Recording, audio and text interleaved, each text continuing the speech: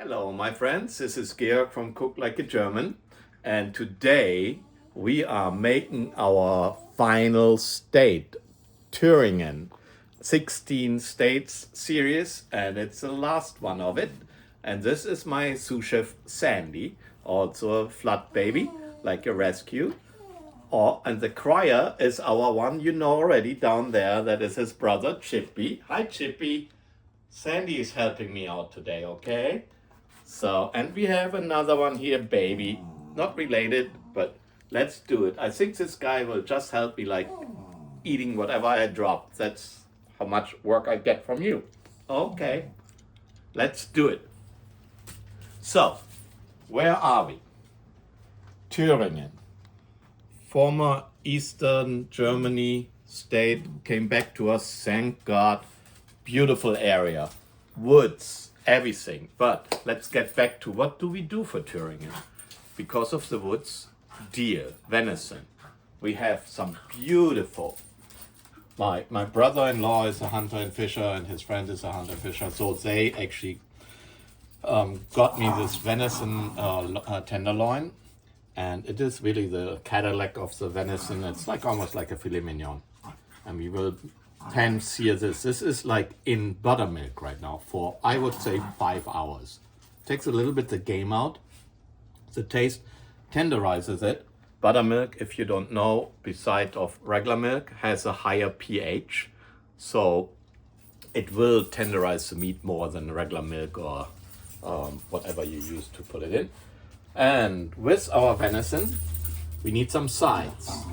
We have Thüringen. They have this celery, like celery mashed, but I put a little bit potatoes in, so it will be a celery mashed potato. And with it goes some mushrooms always. I mean, we have meat, we have sauce, we need mushrooms. We will make a red wine reduction shallot sauce with garlic and red onions, and of course, that meat needs thyme, fresh thyme, and parsley, and a little bit of dried rosemary. We have some dumplings we made a couple days ago. These you have seen the dumplings in our series before. These are a little different because they are still dumplings out of bread, but they also have bacon in it. In Germany, we call them Speckknödel. Not only Semmelknödel, in this case Speckknödel, because of the ham in it, the bacon. We will have some peppercorns, green peppercorns, love them. Butter for the sauce, rosemary, paprika, pepper, a little bit of sugar for the shallots, sea salt, Maldon sea salt, beautiful, vegetable, and beef broth to make the sauces, and a little bit cornstarch to thicken a little bit our sauce as a binder. But I might not even use it because I thought I have this nice buttermilk in there. Can't drink it, I have deer in there. But you know what? We use it for the sauce. We use it as a binder. Instead of cream and all that stuff, let's just use that. And of course, we baked today a sourdough bread. German sourdough bread. And a couple slices of this with our dish. Phenomenal. And a little red wine. I could drink it right now. No, we need that actually for making our sauce. So let's do it. All right, we take our venison. Boy, oh boy, that has been in buttermilk for half a day now, but at least 6 hours or 5 hours. So what we want to do is, we want to get it really dry because we want to do a really hard sear in a hot cast iron pan. And we also don't want to throw this away. Like I explained before, all this good buttermilk, yeah, you don't drink it. You have like deer juice in there, like some blood. But we will use that to thicken our red wine reduction sauce for the venison. So stay tuned. All right, we are doing the venison in a very hot cast iron pan right now. We sear it. Only pepper, salt, sea salt, and paprika on it. this is our spices for now. Let's see how we do it. All right, there's a hot pan. We are pan frying our venison.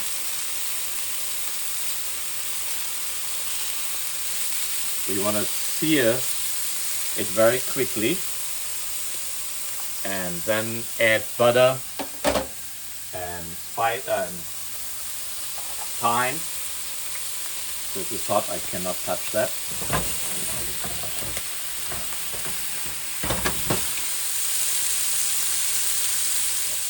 Alright, let's turn them around. We have a little sear on this side.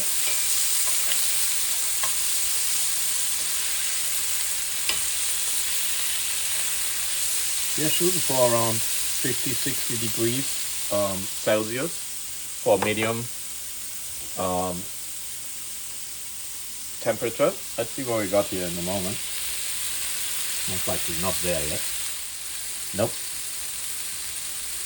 Alright, we are at the point we want to throw in a couple of aromatic, a little bit of rosemary. Not fresh, but believe me, it adds to it. Now we need a little bit more butter. Here we go. And a couple of red onions.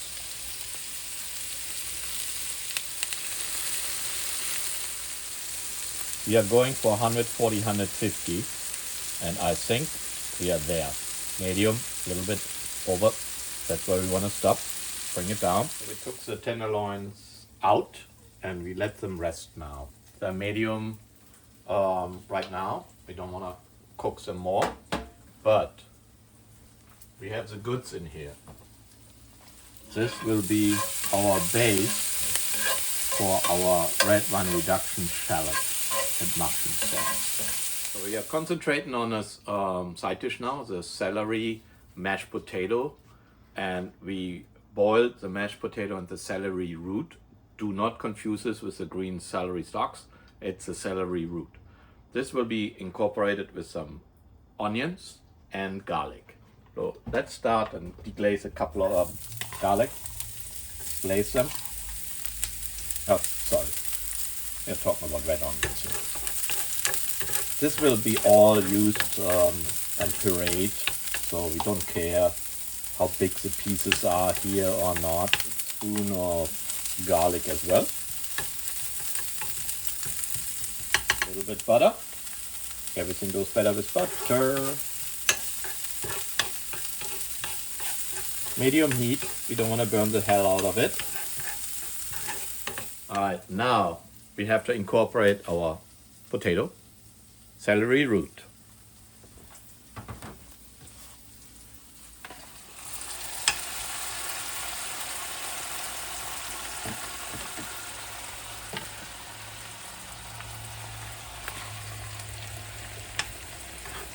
I don't only want to soften this for my puree, I also want to get it a little bit more flavor. So what we have here is just a vegetable broth. So we add that in. This is a lot, so we have to bring that down. By the time that is like reduced, it should be soft enough to puree it. While our puree is reducing, we are concentrating now on making a nice red wine reduction sauce.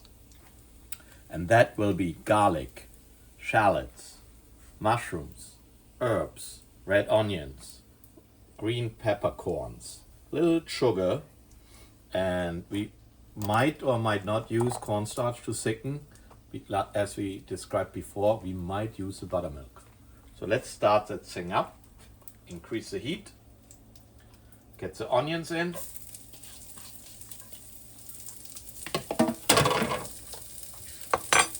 shallots,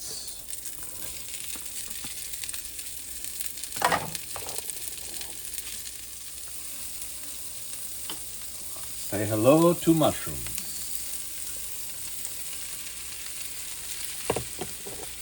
You can always feel free to modify. I mean, you don't like mushrooms? don't put them in. No problem.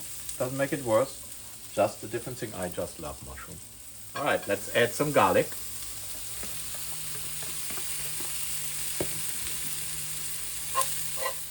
Green peppercorn.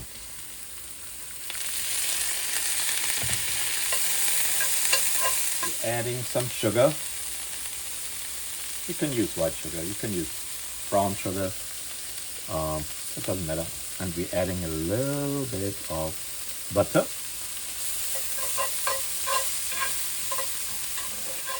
All right, let's deglaze with around 80 milliliters of beef broth, just to scrape everything, get the goods. So how do you make a red wine reduction sauce without red wine? That's our next culprit. So in this case, I prefer to use a bold wine. I mean, you might like Pinot Noir or something like this if you want to stay on the lighter side. I do like either way a blend or a Cabernet for my red wine reduction sauces. Now we have to definitely heat that down a little bit to reduce, and then we put a little bit more butter in it. We are taking out the thyme. All right. We are incorporating our buttermilk. Mix that together.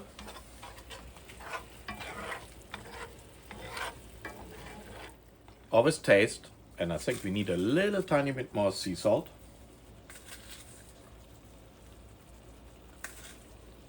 And now, because we are coming to the end, we are putting the venison back in to warm up in our nice reduction here. This is our drained potato and celery root. We will puree that as our side dish. Let's put our venison nicely rested back to our mushroom, garlic, and onions. A little bit butter. When we filtered our medley of potato and celery root, we kept the juice, what we cooked it in, because we want this in here. Let's see where we are going here.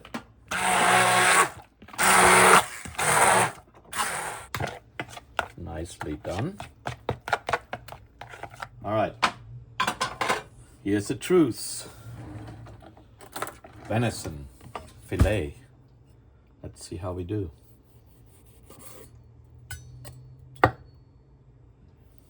All right.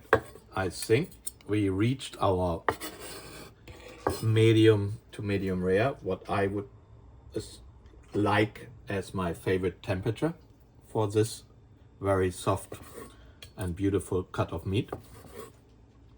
It has been rested, it has been soaked in our red wine reduction. We incorporated all the buttermilk. Nothing is getting lost here. Everything will come together. We will plate it in 5 seconds with some good German bread, what we baked, and see how it goes. All right, here you have it. State number 16. The venison is so tender. It's like butter. It's beautiful. It tastes phenomenal with the mushrooms and everything. And we spent some time with you guys from last November to now. But this is not the end, you know. I mean, stay tuned for what we do next.